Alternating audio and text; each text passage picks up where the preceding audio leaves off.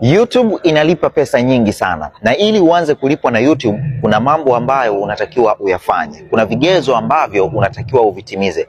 Kwenye hii video nitakuelezea ni vigezo gani ambavyo YouTube wanataka uvitimize ili waanze kukulipa.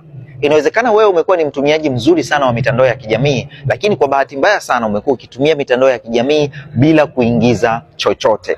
Ushauri wangu ni kwamba kuanzia leo, kama ulikuwa unatumia Instagram, unatumia Facebook, unatumia TikTok au unatumia mitandao mingine lakini hauingizi chochote, fahamu kwamba kuna watu wengi sana ambao wanafanya hicho ambacho ulikuwa unakifanya kwenye mitandao mingine, wanakifanya hapa YouTube na wanaingiza pesa nyingi sana.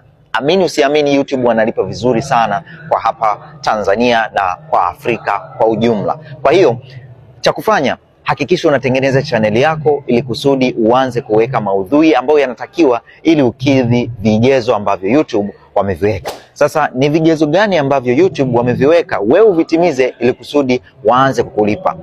Cha kwanza kabisa, hakikisha unapata subscribers 1000 kwenye channel yako. Subscribers ni watu gani? Subscribers ni sawasawa na followers ambao huwa tunasema kwenye mitandao mingine kama Instagram, Facebook au mtandao wa TikTok. Followers wale hapa YouTube wanaitwa subscribers, yani watu ambao wanakufuatilia au wafuasi wako kwenye mtandao huu wa YouTube. Ni lazima wawe wafuasi kuanzia 1000. Ni kitu rahisi sana. Hii ni condition ambayo unaweza ukaitimiza kiurahisi zaidi kuliko kitu chochote, kwa sababu imagine tu kwenye mtandao wa TikTok una followers wangapi? Instagram una followers wangapi? Huko Facebook una marafiki wangapi?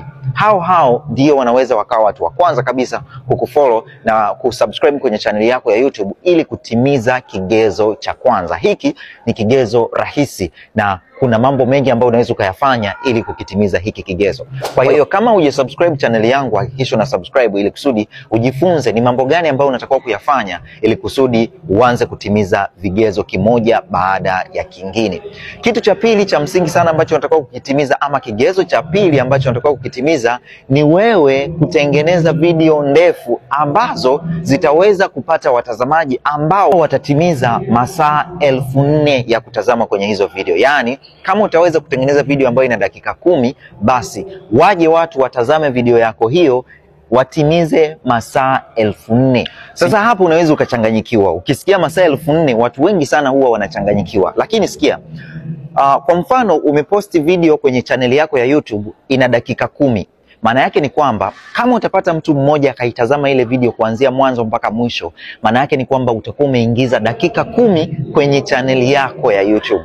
Maana yake iko hivi, kama utapata watu 400 wataitazama hii video ya dakika 10, watu 400 wataitazama kuanzia mwanzo mpaka mwisho, maana yake tayari utakuwa umeshafikisha masaa 4000 kwenye mtandao wa YouTube au kwenye channel yako ya YouTube ya kutazama. Maana yake ni kwamba tayari umeshatimiza kigezo cha pili ambacho kinakuruhusu wewe kuanza kufanya monetization.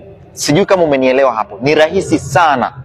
Mimi nimeweza kumonetize channel yangu kwa kutumia video moja tu ambayo kiukweli ilienda viral na ilikuwa na dakika kama 15 hivi, lakini ilitazama na watu kama 30,000 ndani ya wiki moja. Kwa hiyo tayari nikawa nimeshatimiza kigezo cha pili ambacho kikaniruhusu sasa mimi kufanya monetization au kuomba monetization YouTube, nikaanza kulipwa na wakaverify, na sasa hivi YouTube inaingiza pesa. Sasa hicho kipengele ni kirahisi sana. Unachotakiwa ukifanya ni kujua tu ni maudhui gani ambayo unatakiwa kuyaweka ili kusudi ya engage watu na upate watu ambao watatazama video yako kuanzia mwanzo mpaka mwisho. Lakini hivi ni vigezo viwili vya msingi au vya muhimu ambavyo YouTube wanaviangalia ili kusudi waanze kukulipa. Cha kwanza ni hicho nimekwambia, uwe na subscribers 1000, alafu cha pili uwe na masaa 4000 ya kutazama kwenye channel yako, kwenye video zako zote. Hata kama umeposti video 200, ila zikijumlishwa zote masaa ya watu waliotazama yafike 1000. Kwa hiyo ni rahisi sana. Sasa ikitokea wewe umeshindwa kabisa kutimiza hayo masaa 1000 kutokana na video ambazo unaziposti, YouTube wameboresha. Wamekuwekea kipengele kingine kwamba unatakiwa kama unaposti zile short inamaanisha zile reels ambazo huwa unaposti TikTok, unaposti Instagram au unaposti kwenye mitandao mingine, kama utaweza kutengeneza video za namna hiyo na kuziposti YouTube, in which huwa zinaenda viral kiurahisi zaidi, wanakuambia kwamba ndani ya siku 90 uweze kupata watazamaji milioni 10. Ndani ya siku 90 manake ni ndani ya miezi mitatu. Uposti shoti zako, jumla ya watazamaji kwenye short wawe milioni 10. Haijalishi ukiweza uposti hizo shoti, unaweza ukaposti shoti 2000, 3000, 4000, ni wewe tu kadri ambavyo unataka kuziposti. Na kiukweli ni kwamba kwa kutumia shorts ni rahisi zaidi kuweza kumonetize, kwa sababu short huwa zinaenda zenyewe, hazihitaji hata promotion.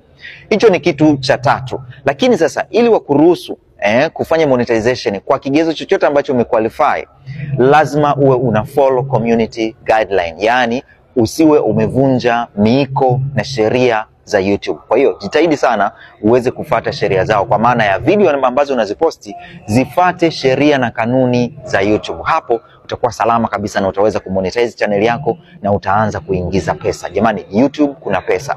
Kama hauna channel yako ya YouTube, jifunze kutengeneza channel. Fungua channel yako, uanze kuposti maudhui kwenye mtandao wa YouTube, utaingiza pesa. Kama haujasubscribe, hakikisha una subscribe ili kusudi usipitwe na chochote ambacho nakiweka hapa, kwa sababu ni mafunzo kwa wewe ambaye uko serious, unataka kujifunza namna ya kufanya kwenye mtandao wa YouTube ili kusudi uanze kuingiza pesa. Hakikisha una subscribe, lakini pia like video hii, uliza swali lako kwenye sehemu ya comment, nitakujibu kwa uharaka kwa sababu najua unataka kujifunza.